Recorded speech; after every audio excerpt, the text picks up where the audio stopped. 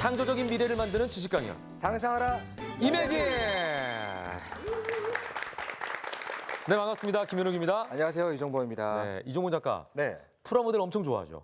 엄청 좋아하죠. 예전에 저한테 얘기했던 것 같아요. 예, 네. 거의 뭐 쉬는 시간에 항상 만들죠. 그러니까요. 네. 근데 왜 30, 40대 남자들이 네, 프라모델을 그렇게 좋아하는 걸까요? 매력이 뭡니까? 일단 만들었을 때 집중이 되게 잘 되고요. 다 만들고 나서 성취감이 굉장해요. 네. 갖고 싶은 걸 프라모델을 통해서 갖게 되는 기분이 있어요. 그런 거 못 느끼셨어요?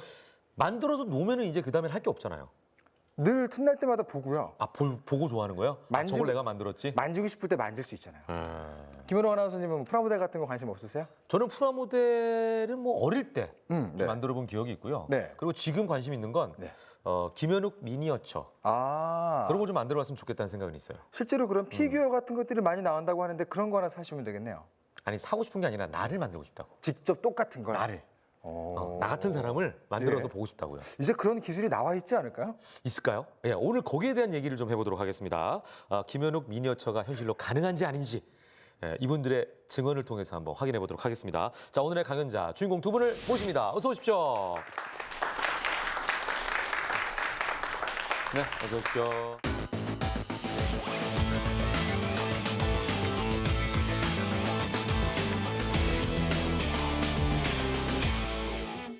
오늘 할 얘기가 그 네. 3D 프린팅, 네. 4D 프린팅 이런 거라고 들었어요. 네네네. 아직 뭐 되게 많이 들어본 얘기인데 일상에서 많이 못 봤거든요. 아직 상용화할 단계는 아닌가 보죠.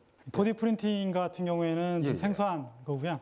3D 프린팅 같은 경우에는 30년 정도 됐기 때문에 어느 정도 우리가 알게 됐고 네네. 또한 이제 방송이나 매체에서 많이 얘기를 했었죠. 네네. 근데 이제 4D 프린팅은 뭐 나온 지가 한 2년 정도 되어서 익숙하지는 않으십니다. 하지만 그렇게 다르지는 않습니다. 저는 4D 프린팅은 사실 좀 창피한 얘기입니다만 오늘 처음 들었습니다. 많은 3D까지는 알고 있었어요. 많은 분들이 그러실 것 네, 같아요. 워낙 뭐 만들기도 하고 네. 화면에서도 많이 보여주고 해가지고 알고 있었는데 4D라는 거는 잘 몰랐어요, 저는. 그래서 오늘 굉장히 그 신기술에 대한 얘기를 할 것 같아가지고 기대가 됩니다. 자, 먼저 오늘 두 분과 함께 나눌 주제를 확인하겠습니다. 보여주시죠. 진화하고 있는 프린팅 기술이라는 주제입니다. 그러니까 3D 프린팅 기술이 처음 나왔을 때 저는 굉장히 당황스러울 정도로 놀랐던 기억이 납니다. 저게 어떻게 가능하지? 정교하게 네네. 진짜 그 주름까지 이렇게 만들고 하는 걸 봤을 때 굉장히 놀랐거든요.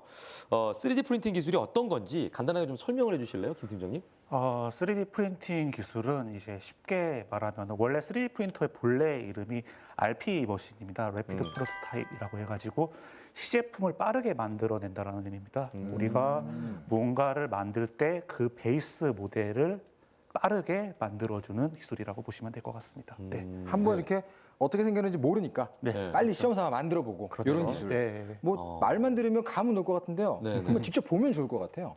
어떻게 좀 그래요. 보여줄 수 있으세요? 네, 제가 강연을 통해서 보여드리도록 하겠습니다. 좋습니다. 김성산 팀장님의 강연을 들어보겠습니다. 박수 부탁드립니다.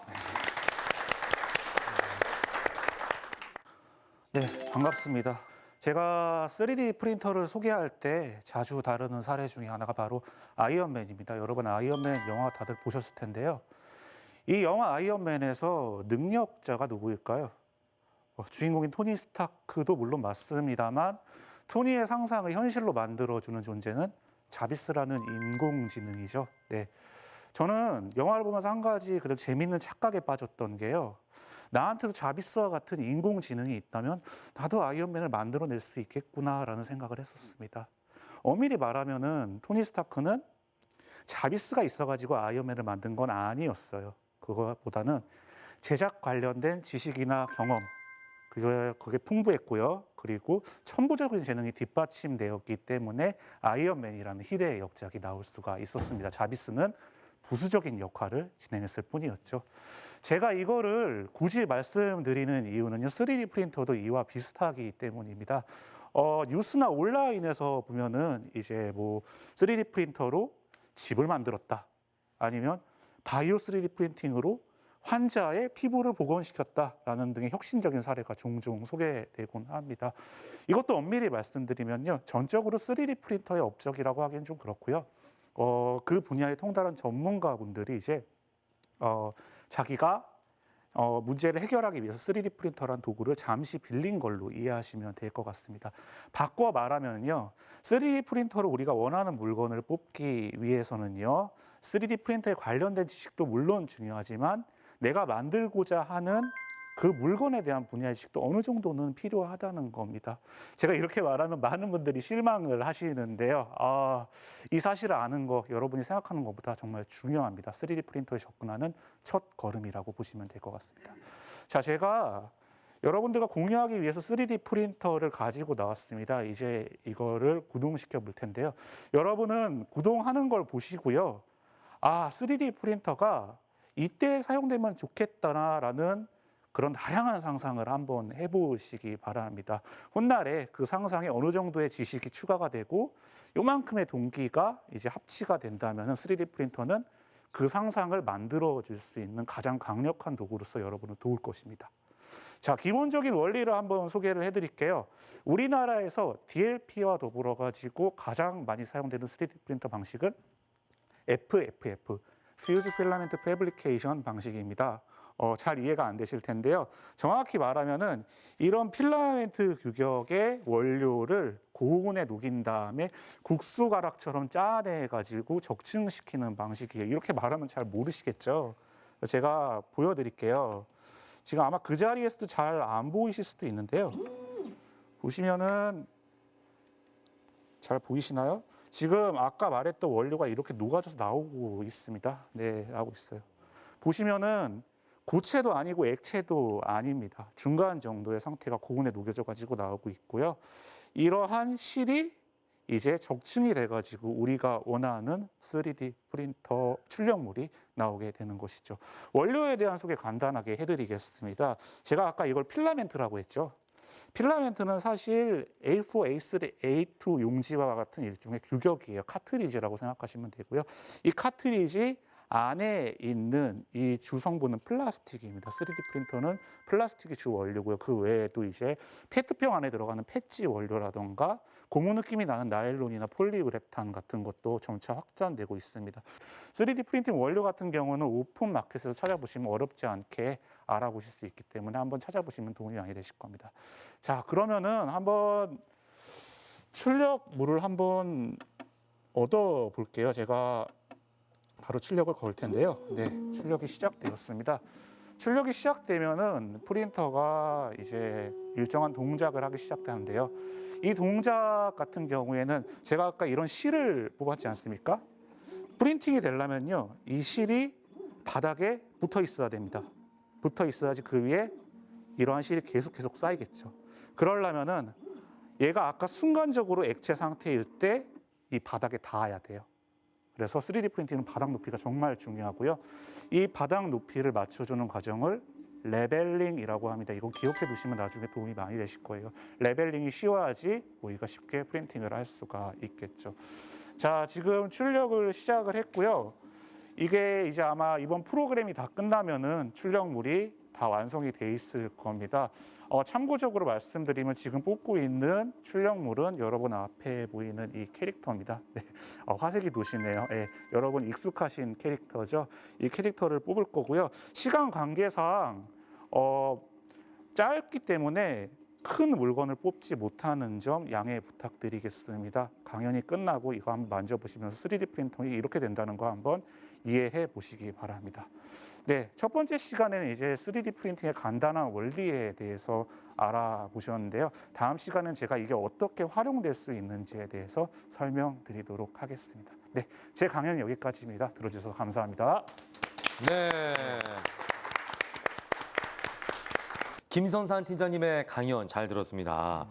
좀 예전에는 이걸 다 깎아서 만들거나 또 다른 작업, 금형을 떠가지고 이제 이런 걸 만들었잖아요. 네, 맞습니다. 근데 지금은 스캔을 하거나 네. 설계만 하면 이게 가능하다는 얘기시잖아요. 네, 맞습니다. 정말 편리한 세상이 왔다 이런 생각이 드는데 중요한 건 이게 시간이 얼마나 걸린다는 거죠? 시간은 일단은 출력물의 크기랑 그리고 출력하는 속도에 따라서 네네네. 천차만별입니다. 네. 빠르게 뽑으면 얼마든지 더 빠르게 뽑을 수 있는데 네. 상식적으로 이제 그러면은 퀄리티는 상대적으로 떨어져요. 줄어들게 되겠죠. 그거는 시간 같은 경우 이제 사용자가 알아서 네. 선택하셔야 될 문제. 아까 그럼 보여주셨던 그 피카츄 정도 크기면 얼마나 걸려요?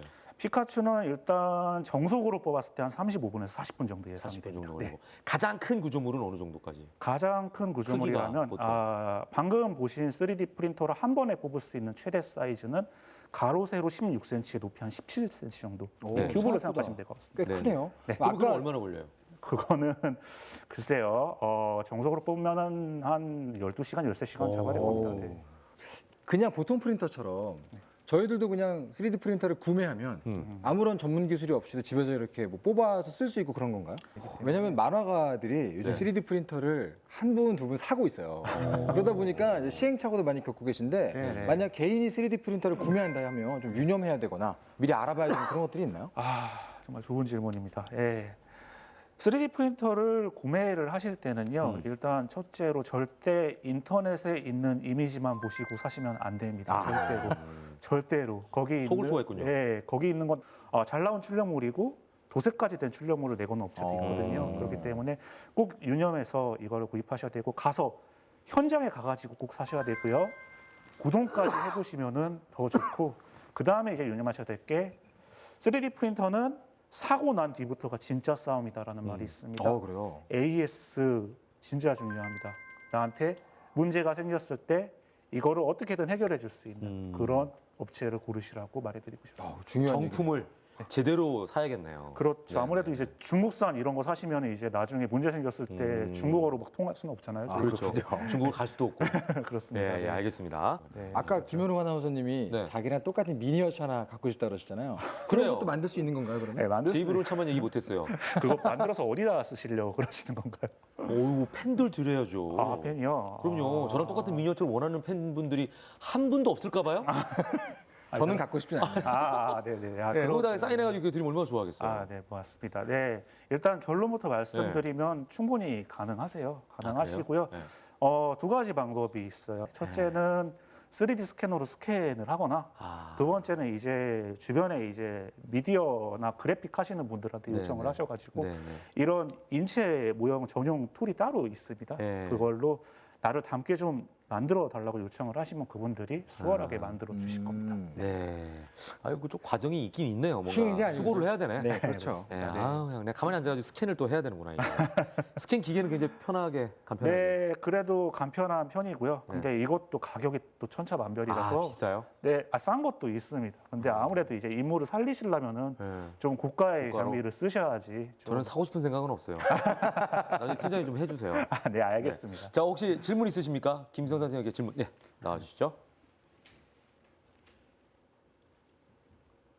어디서 오신 누구시죠? 네, 홍익대학교에서 온 이다혜라고 합니다. 이다혜 씨. 네.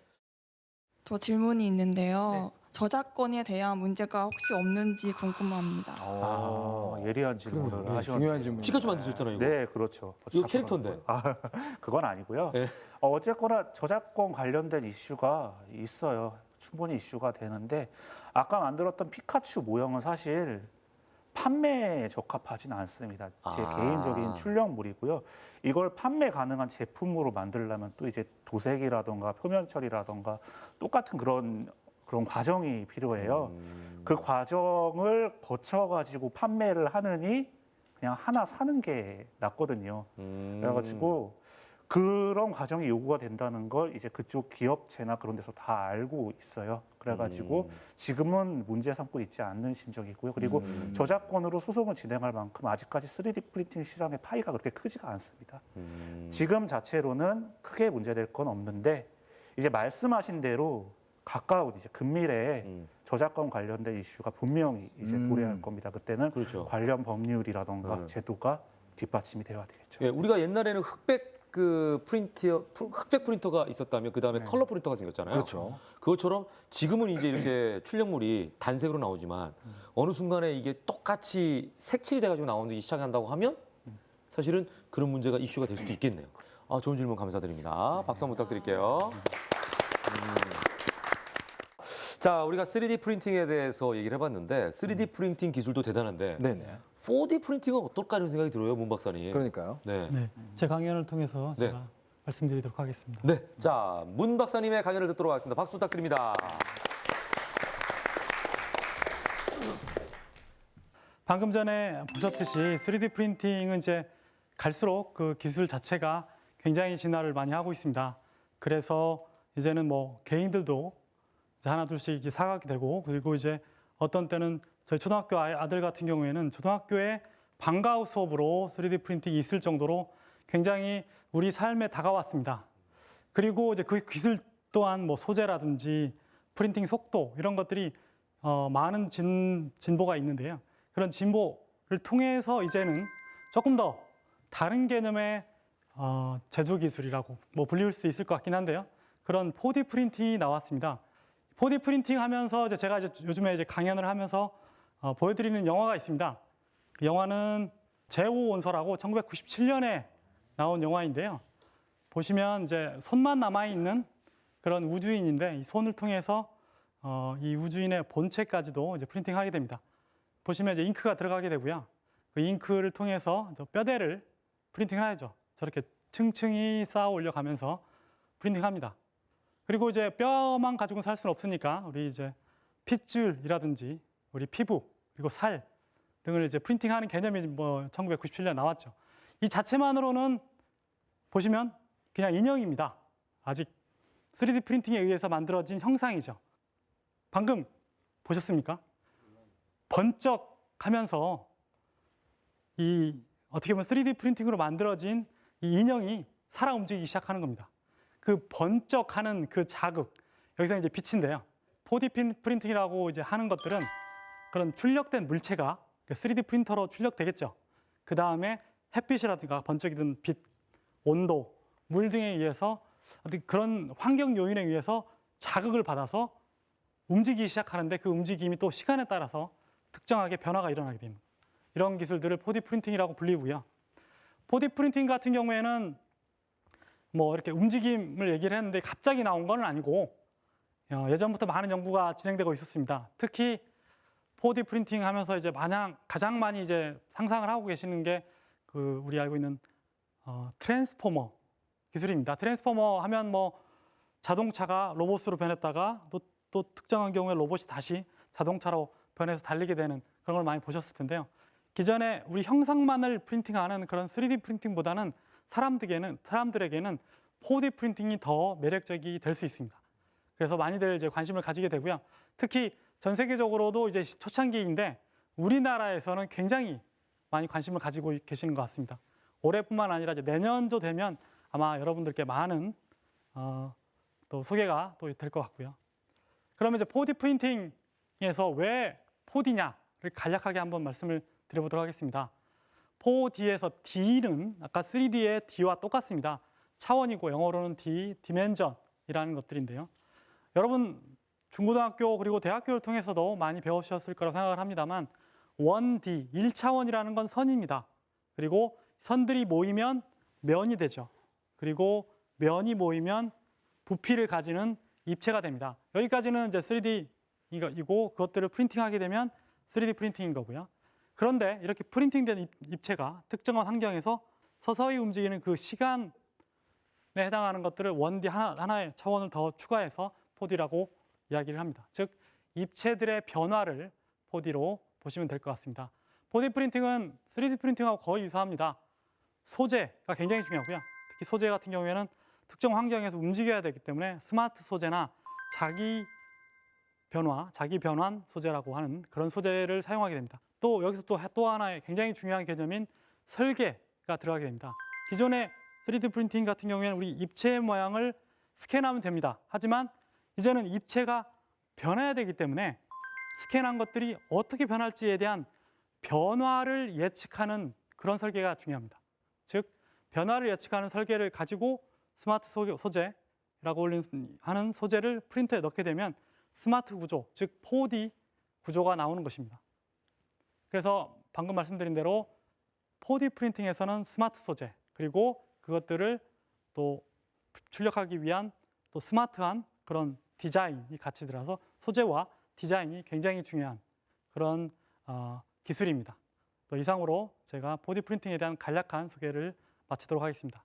감사합니다.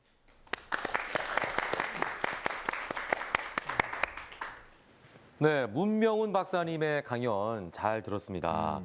그러니까 쉽게 이해하자면 자기 변형이 가능한 소재를 3D 프린터로 찍어내면 맞습니다. 이게 4D 프린팅이라는 거죠? 그게 이제 핵심이긴 하고 네네. 거기에 또 그런 이제 자기 변형된 소재, 변형이 네네. 가능한 소재를 네. 또 변화시켜줘야 되기 때문에 예. 그런 디자인도 굉장히 중요합니다. 아. 그래야 변화가 되는 거죠. 그렇다면 아까 전에 그 3D 프린터는 네. 필라멘트라는 소재를 이용해서 뽑았잖아요. 네. 이거 같은 경우는 스스로 자가 변형이 가능한 소재를 써야 된다는 말씀이실 텐데요. 예, 예. 그런 소재가 예를 들면 어떤 게 있나요? 사실 똑같은 필라멘트를 쓸 수도 있고요. 네. 또 3D 프린팅하면 또 여러 가지 방식이 있긴 한데 필라멘트 말고도 뭐 어떤 본드라든가 아니면 또 이제 뭐 파우더 같은 것들도 그런 게 있긴 합니다만 필라멘트를 예로 들면 그냥 단단한 필라멘트 쓸 수도 있고 혹은 압력을 주었을 때 네.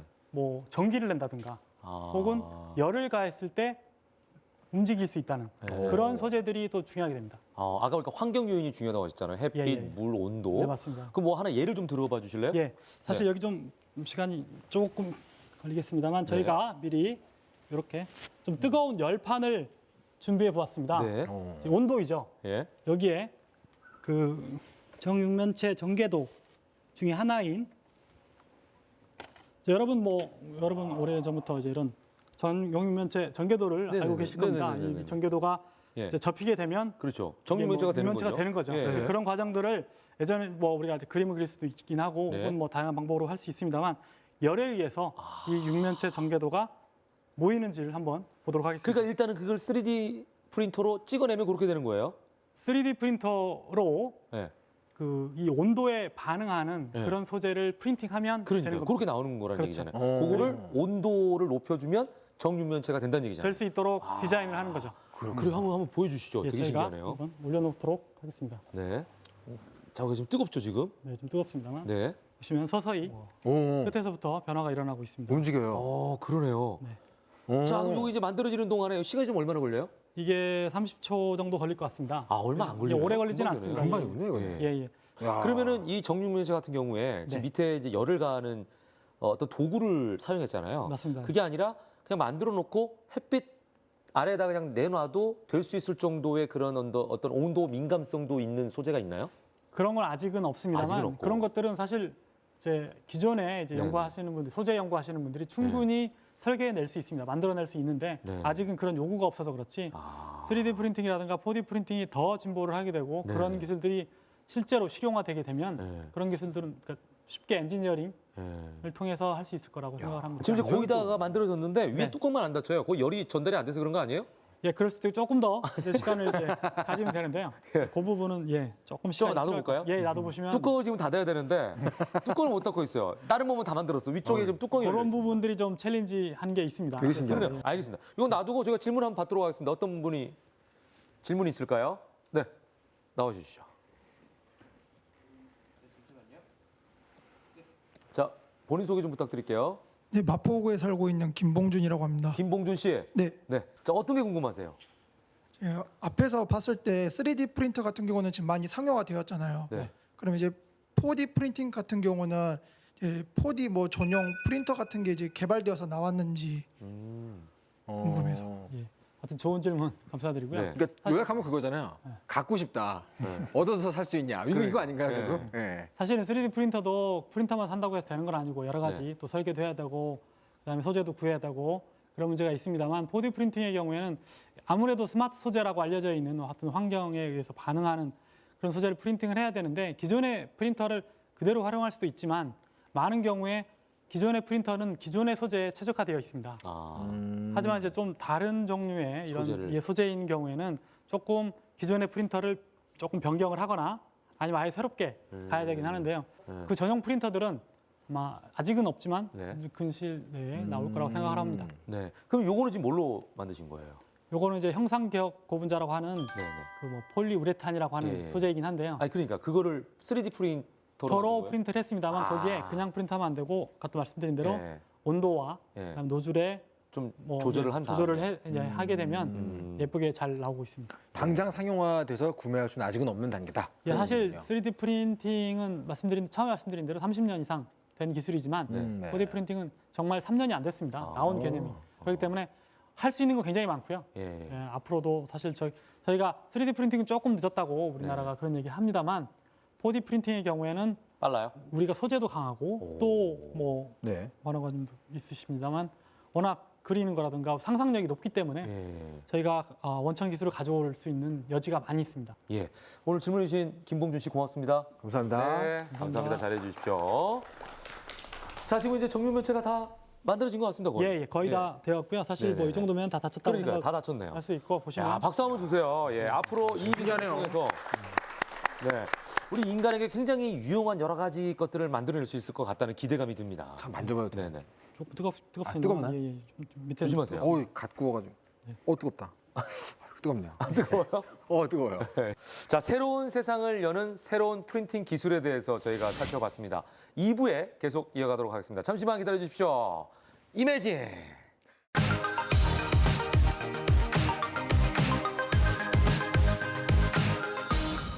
창조적인 미래를 만드는 지식 강연 이매진 여러분께서 함께하고 있습니다. 이제 두 번째 주제를 확인해 보겠습니다. 보여주시죠.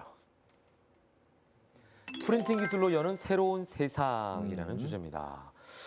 어떤 세상이 될지 굉장히 궁금한데 3D 프린팅 기술은 이미 새로운 세상을 만들어가고 있는 거 아니겠습니까? 거의 뭐 이제 단순 제조업 말고요. 네네. 아까 말씀하셨던 뭐 인공 장기라거나 그렇죠. 못 만드는 게 거의 없다고 들었어요. 네네. 3D 프린터 어디까지 활용되고 있나요?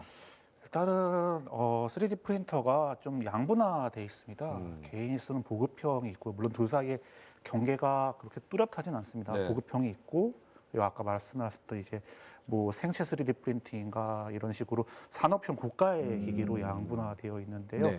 둘 간에 각각 활용하는 범위가 다 다릅니다. 저는 이제 대중들한테 좀 맞춰가지고 보급형 프린터에 맞는 활용 방식을 지금부터 소개해드리려고 합니다. 네. 자, 김성산 팀장님의 강연 계속 들어보도록 하겠습니다. 박수 부탁드립니다.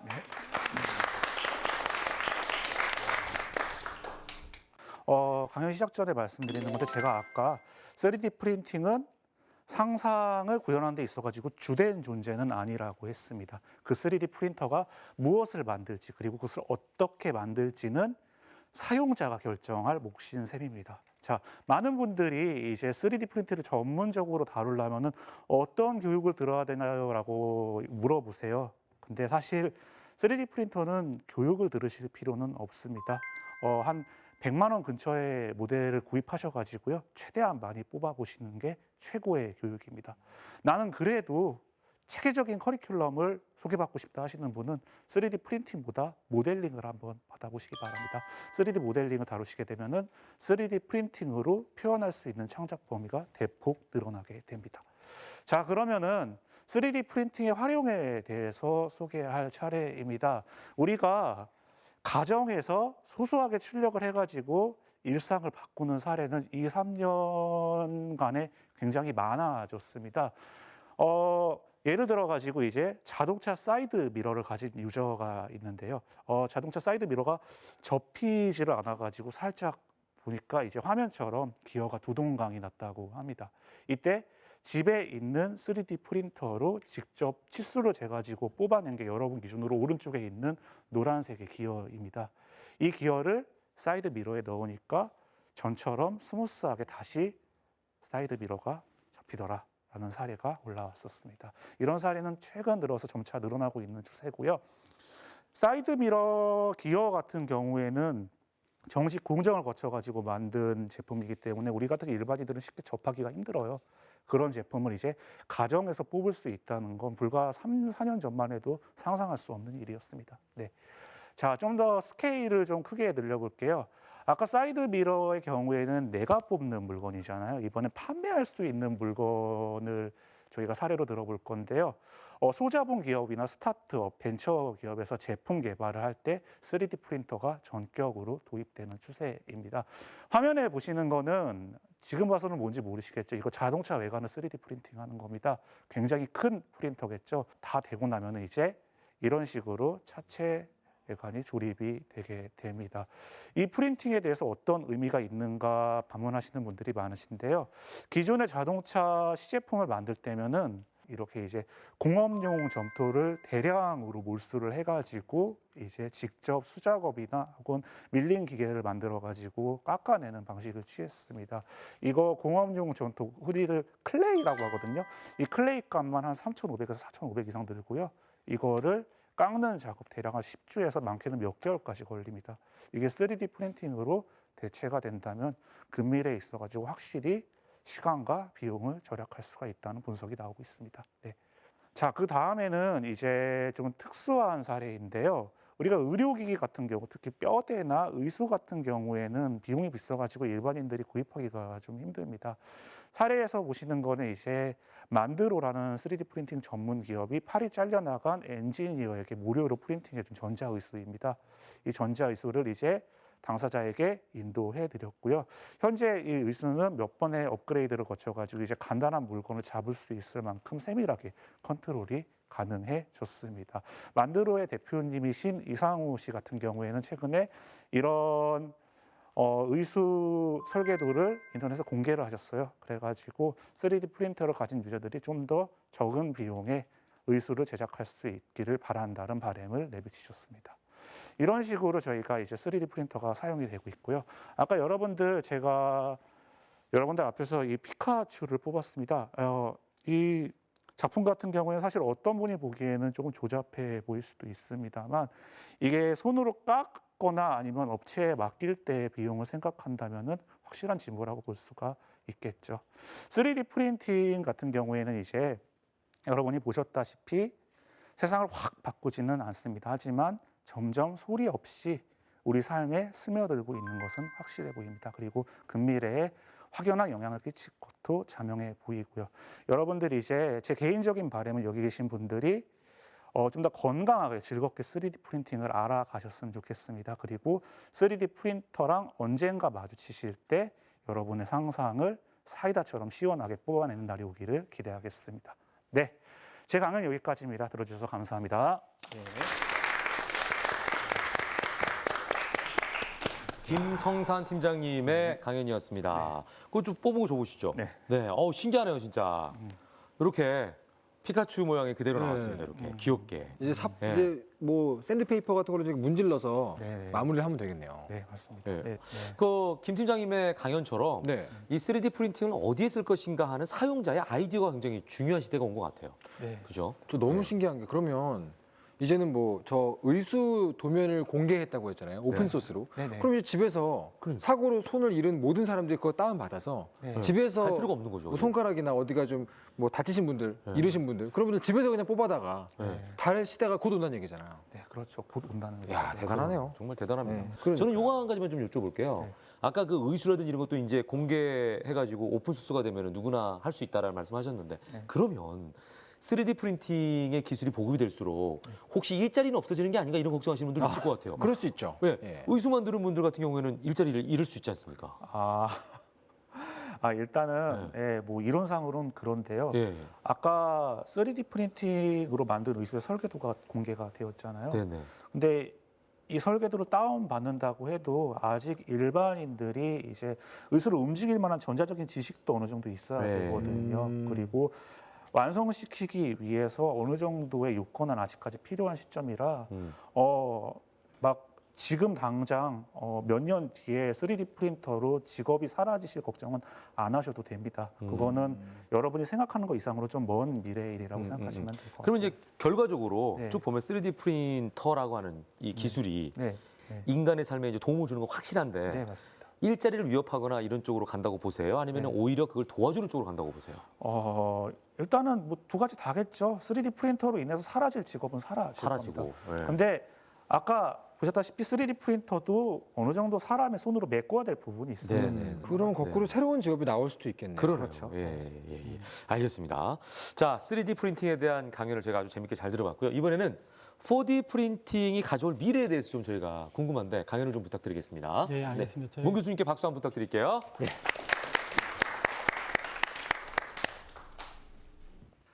앞서 말씀드린 대로 4D 프린팅 기술은 3D 프린팅 기술 위에 항상 있기 때문에 3D 프린팅의 발전이 굉장히 4D 프린팅의 발전을 가져오는 그런 기술입니다. 특히 아까 전에 말씀하셨던 것 중에 이제 의수의 경우에도 보면 기본적으로 플라스틱 그 형상은 의수의 형상은 플라스틱으로 만들지만 얘들을 또 구동시키기 위해서는 금속이 필요하고요. 또한 또 플라스틱도 단단한 플라스틱하고 조금 말랑말랑한 플라스틱이 필요합니다. 실제로 우리 손이 그렇게 생기지 않았습니까? 단단한 뼈와 또 말랑말랑한 이런 피부를 가지게 되죠. 이런 다양한 소재를 프린팅하는 게 굉장히 중요합니다. 아직은 이런 여러 가지 소재를 한꺼번에 프린팅할 수 있는 기술은 없습니다만 그런 기술들이 서서히 만들어지고 있고요. 다양한 소재를 프린팅할 수 있을 때 비로소 4D 프린팅이 완성이 될 수 있을 거라고 생각을 합니다. 4D 프린팅 기술은 단순한 스마트 소재 혹은 스마트 디자인만 되는 건 아니고 거기에 맞는 또 프린팅 기술이 또 필요하게 됩니다. 빛이라든가 아니면 물 혹은 열에 의해서 이제 반응하는 그런 소재를 이제 스마트 소재라고 아까 말씀드렸고요. 그리고 그것들을 어떻게 변화시킬 것이냐, 그 변화에 대한 어떤 디자인, 설계가 중요하고 그리고 그것들을 이제 결국 프린팅해내야 되는데 스마트 소재 자체는 또 여러 가지 소재입니다. 그렇기 때문에 여러 가지 소재를 다양한 방법으로 프린팅할 수 있는 그런 스마트 프린팅 기술도 상당히 중요한 것이고요. 이런 것들이 어우러졌을 때 어떻게 보면 이제 4D 프린팅의 미래를 가져올 수 있을 것입니다. 몇 가지 이제 응용을 보면 보이시는 동영상은 흰색의 꽃이 이제 밖에 UV에 쪼였을 때 굉장히 빠른 속도로 빨간색 혹은 이제 분홍색으로 이제 짙은 분홍색으로 변화되는 것입니다. 보시면 이건 이제 실시간이고요. 실시간 저 정도로 빠른 속도로 그 높은 에너지를 흡수하는 거죠, 사실은. 그 높은 에너지는 이제 햇빛에서 오는 거고요. 우리가 알고 있는 자외선. 그래서 많이들 이제 자외선 차단 크림을 바르시는 게 저런 놀라운 변화를 막아보려고 하시는 거고요. 실제로 재밌는 거는 저런 연구를 하시는 우리 이제 여성 연구 과학자들은 저걸 한번 보고 나면 반드시 이 햇빛 차단 크림이라든가 모자를 쓰게 됩니다. 왜냐하면 실험실 내에서는 아무리 센 자외선 램프를 가지고 해도 저 정도로 빠른 속도로 색깔이 변하지 않습니다. 하지만 우리 실외에 햇빛에 노출을 하게 되면 굉장히 빠른 속도로 변하게 되는데 하여튼 저런 식으로 변화가 가능한 것들이 이제 오게 되고 이 꽃뿐만 아니라 생각해 보시면 뭐 머리핀이라든가 옷으로도 충분히 가능한 그런 소재고 현재로도 충분히 가능합니다. 아이디어만 있으시면 브로치도 충분히 만드실 수 있고요. 색깔 변하는 브로치도 만들 수 있을 거라고 생각합니다.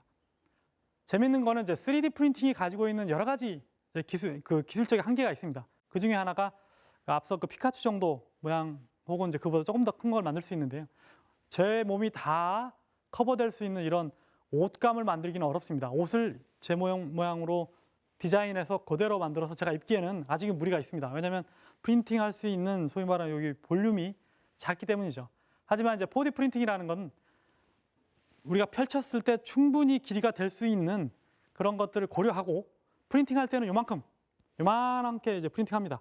그리고 나서 이거를 털었을 때 옷 모양이 되는 거죠. 그런 식으로 하려면 기본적으로 옷을 이렇게 우리가 알고 있는 방식으로 옷을 만들면 안 되고 굉장히 좀 다른 방식의 옷 깁는 그런 기술이 필요합니다. 지금 화면에 보이시는 게 그런 이제 기술 중에 하나인데요.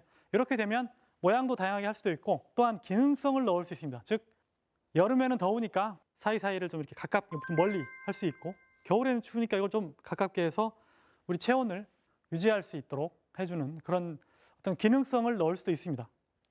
또 사실 4D 프린팅 하면서 가장 이제 사람들에게 앞으로 이제 도움을 줄 수 있을 것이라고 생각하는 게 4D 생체 소재라고 이제 알려져 있는 이런 4D 생체 기술입니다. 보시면 2013년 3월에 저 아이가 있습니다. 아이는 지금 1살이 안 되었고요. 그러니까 12개월이 안 되었습니다. 하지만 이 아이는 숨을 쉴 때 목구멍에 있는 이제 기도가 닫히게 됩니다. 닫히고 열리지 않습니다. 그러면 이제 바로 산소가 부족하기 때문에 죽을 수도 있습니다. 그런 아이에게 이제 이 목구멍이 닫히지 않도록 기도에다가 이제 부목을 댔습니다. 일종의. 그렇게 해서 2013년에 3월에 저렇게 시술을 하고 올해 4월에 저렇게 큰 아이가 되었죠. 2013년 1살짜리하고 3살짜리의 차이점을 보면 결정적으로 아이는 자랍니다. 키는 대략 뭐 2배 이상 차이가 나게 되고요. 그만큼 목구멍의 크기도 차이가 나죠. 근데 목구멍에 1살 때 목구멍에다 부목을 댔는데 우리가 알고 있는 3D 프린터로 그 형상 그대로 부목을 댄다면 3살짜리 아이는 목구멍에 문제가 생기죠. 그래서 이제 이 연구를 하시는 분들이 한쪽이 열려 있어서 밑에가 자라게 돼도 그 자라는 거에 대해서 대응할 수 있는 구조를 만드는 것입니다.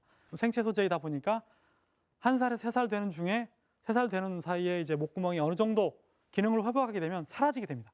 즉 모양도 변하고 또한 우리 몸의 기능이 회복이 되면서 사라지게 되는 그런 특성을 가지게 됩니다. 즉 시간에 대해서 변화가 상당히 가능한 그런 기술이고 실제로 이런 기술들을 응용을 하고 있습니다.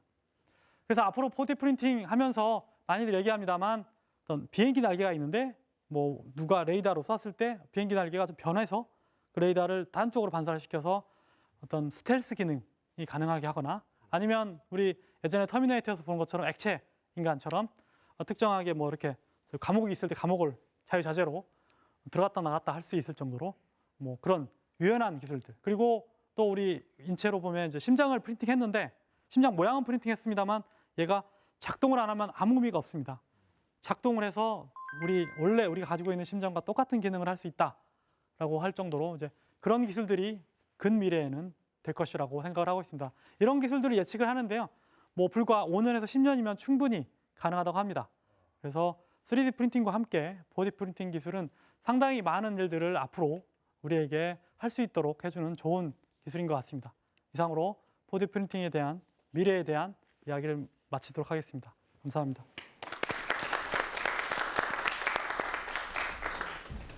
네, 문명훈 박사님의 강연이었습니다. 굉장히 흥미진진하네요. 그러니까 문명훈 박사님의 말씀처럼 미래 산업의 명운이 4D 프린팅에 달려 있네요.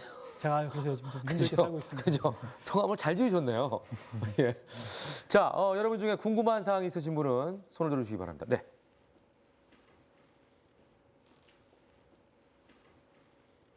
본인 소개 다시 한번 부탁드릴게요. 네, 홍익대학교에서 온 이다희라고 합니다. 네, 아까 저기 문 박사님께서 홍대면은 미대 같으면은 이 기술을 많이 활용할 텐데 이런 말씀하셨거든요. 전공이 무엇이죠? 저는 동양화가요. 동양화. 네. 네. 그림에도 혹시 3D 프린팅이 필요한가요? 그림 그릴 때? 저는 그렇게 안 하고 있어서 모르겠어요. 아 그래요? 저희가 네. 3D 프린팅으로 이제 그 신사임당의 조충도를 그려가지고 3차원으로 그래서 오. 전시회를 한 적이 있습니다. 아 조충도를 입체적으로. 네, 조충도를 입체적으로 그렸던. 그런 가능성이 있네요, 또 그죠? 네, 재밌을 것 같아요. 그러니까 그러니까 시각 장애인들을 위해서 전시회를 할 때 조충도인데 유체니까. 만져봐라. 그렇죠. 네. 그러면 느낄 수 있으니까 그 그림을. 괜찮네요. 예. 자, 어떤 게 궁금하세요? 4D 프린팅 연구 기술이 원활히 되고 있는 나라가 어딘지 궁금해서요. 이 4D 프린팅 기술은 2013년에 MIT에서 개념이 시작이 되긴 했습니다. 네네. 하지만 그 이후로 뭐 MIT나 하버드를 중심으로 되고 있습니다만 제가 아까 보여드리거나 혹은 영상에서 보신 거 정도이고요. 아직 그렇게 활발히 되지는 않고 있습니다. 하지만 우리나라는 네, 이제 뭐 기본적으로 스마트 소재에 대해서 사실 굉장히 강국이고요. 그렇죠. 그리고 거기에 또 디자인 기술들이 많이 또 있습니다. 네. 그래서 특히 이제 3D 프린팅에 비해서 4D 프린팅 기술 관련해서 그 학교나 연구소에서 더 많이 연구를 하려고 하고 있습니다. 그렇기 때문에 우리나라가 조만간에 예. 뭐 강국으로 충분히 나설 수 있는 그런 환경입니다. 예, 알겠습니다. 박수 부탁드립니다. 고맙습니다. 네. 그러네요. 예. 그러고 보면 참 우리나라가 진짜 이것도 IT 기술이라고 할 수 있는 거 아니에요? 이게 IT죠. 그러니까요. 진정한 IT입니다. 네. 사실 소재보다는 설계가 더 중요한 것 그러니까 엄청나게 IT 쪽에 진짜 강국이네요, 우리나라가. 자, 오늘 두 분의 강의를 아주 재밌게 저희는 들었습니다. 두 분은 어떠셨어요? 굉장히 흥미로운 주제를 많이 다루는 것 같습니다. 네네네. 네, 저도 4D라는 개념은 저도 제대로 접해본 게 처음이라서. 아, 그러세요? 오, 그럼 제대로 이해할 수 있는 시간이 됐네요, 또. 네, 맞습니다. 네. 그 앞으로 김 팀장님도 그쪽으로 좀 관심을 가지고 나가시면 어차피 아. 같은 분야니까 비슷하고. 네, 그렇죠. 아무래도 교집합이 있을 거라고 생각하고 있습니다. 그럼요. 네네네. 저도 사실 뭐 3D 프린팅에 대해서는 많이 얘기는 했지만 이렇게 네네. 교육을 해주시고 네. 그리고 또 창업까지 네. 연결해 주시는 분과는 사실 만나보진 못했었거든요. 예. 근데 실제로 그런 것들이 실현화되는 그런 과정들도 도와주시고 네네네. 또 그런 것도 현장에서 또 가이드해 주신다니 사실 네네. 굉장히 의미 있는 일을 하시는 것 같아서 네네. 저희도 한번 저희 기술을 네네. 좀 접목해 보고 싶은 생각은 듭니다. 시너지가 있네요. 그 저희가 이 나오시는 분들이 모르셨다가 나오셔가지고 서로 이렇게 의견을 교환하시는 분들이 많이 있으세요. 두 분도 자매기랑 같은 거 맺으세요. 계약하시고 뭐 이렇게 MOU 맺으시고. 네. 앞으로 한번 좀 긍정적으로 생각해 주세요. 대표님께 말씀드려보겠습니다. 네. 알겠습니다. 오늘 이렇게 나오셔서 너무 감사드리고요. 앞으로 정말 3D, 4D 프린팅 기술 더 발전시켜 주시길 부탁드리겠습니다. 예. 자, 함께 해주신 두 분에게 박수 한번 부탁드릴게요. 고맙습니다. 네. 상상 안내자 이종범의 이매진. 자, 오늘은 또 강의를 들으면서 어떤 생각하셨어요? 저 얼마 전에 그 팝업북이라는 거 아세요? 팝업북이요? 책을 이렇게 펴면 네. 입체가 이렇게 올라오는. 그런데 그 팝업북이라는 것이 나온 이후로 아이들이 상상할 수 있는 것의 한계가 굉장히 비약적으로 늘어났다라는 이야기 작가들의 증언이 있었어요. 네네. 저는 이제 심리학과니까 이제 언어 관련한 것도 많이 뇌 쪽으로 연구를 많이 했었는데 네. 뭐 사피어워드나 촘스키, 비트겐슈타인 유명한 언어학자들이 이런 얘기를 많이 하죠. 우리가 어렸을 때는 처음에 언어를 배워서 머릿속으로 상상하던 것을 언어로 표현하는데 그 언어를 쓴다고 하죠. 나이가 들면 점점 그 언어 때문에 기존에 하지 못했던 생각을 하게 된다고 해요. 즉 언어대로 사고하거나 네. 사고한 대로 언어하거나 왔다 갔다 하는 거죠. 네네. 오늘 이 기술을 보니까 지금 이 3D, 4D 기술은 네. 우리가 상상하던 걸 만들어주는 기술이지만 네. 조만간 이 기술 덕분에 기존에 상상하지 못했던 걸 상상하게 되지 않을까. 우리의 상상력 자체의 한계를 좀 넓혀주는 기술이 되지 않을까. 뭐 그런 상상을 해봤습니다. 말이 씨가 된다. 네. 이런 표현 우리가 많이 약간 안 쓰잖아요. 좋은 얘기 아닌가요? 말이 씨가 된다. 그러니까 말이 뱉는 순간, 네. 뱉어지는 순간 씨로 심겨지게 되고 거기서 뭔가가 난다는 얘기거든요. 그렇죠. 열매가 달릴 수도 있고. 말에 영향력이 있으니까. 그렇죠. 예. 자, 그런 걸 한번 생각해보는 또 시간이 됐던 것 같아요. 예. 그리고 새로운 연구 기술, 새로운 어떤 미래에 대한 생각 이런 것들이 새로운 세상을 만든다.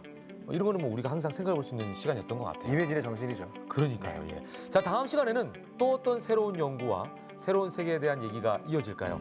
기대해 주시기 바랍니다. 함께해 주신 여러분 고맙습니다. 감사합니다.